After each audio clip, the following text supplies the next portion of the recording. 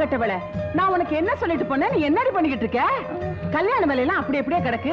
அந்த அரிசியை படைச்சு போய் பருப்படுத்து போய் மிஷின்ல அரைச்சிட்டு வான்னு சொன்னேன். அதை விட்டுட்டு இதை யாரடி பார்க்க சொன்னா? இல்ல, இந்திரா தான் சொல்லிச்சு ஞாயிற்றுக்கிழமை லீவு தானே, அன்னைக்கு எல்லா வேலையும் பார்த்துக்கலாம். இந்திரா அவ என்ன பெரிய கொம்பா? ஏண்டி இந்த வீட்டுல நான் மாமியாரா அவ மாமியாரா? என்னடி மறைக்கிற? கண்ணு மொழியெல்லாம் நோண்டி பிடுவ நோண்டி. ஓஹோ நானா?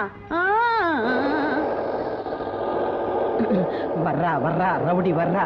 ஏய், இங்க நடந்தது எதையாவது அவகிட்ட சொன்ன, அவ வேலைக்கு போனதுக்கு அப்புறம் கதவை சாத்திக்கிட்டு பின்னி பிடுவேன் பின்னி.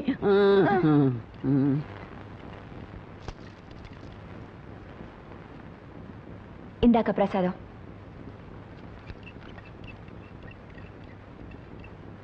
ஏன் ஒரு மாதிரியா இருக்க? யாராவது ஏதாவது சொன்னாங்களா? இல்ல. மறைக்காத. கிழவி திட்டுச்சா? இல்ல.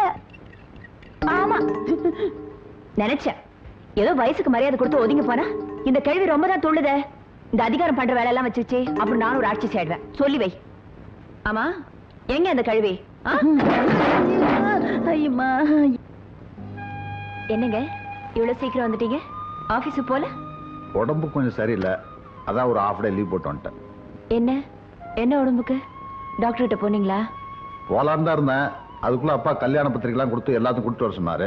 வெயில் அங்கங்க அலைஞ்சனா ரொம்ப டயர்ட் ஆயிருச்சு. ஏங்க, உடம்பு முக்கியமா பத்திரிக்கை கொடுக்கறது முக்கியமா?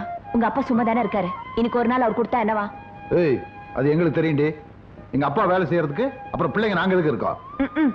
உங்க அப்பா ஒரு வார்த்தை சொல்லிடக்கூடாதே, கோவம் பொத்துக்கிட்டு வந்துரும். தான் உடம்பு பாத்துக்கணுங்கிற அக்கறை அவங்க உங்களுக்கு வேணும். நான் மட்டும் கத்தி என்ன ஆக போகுது? ஏய் எடு, கண்ணில் குத்த போகுது. நீயாவது நான் சொல்றத கேளு.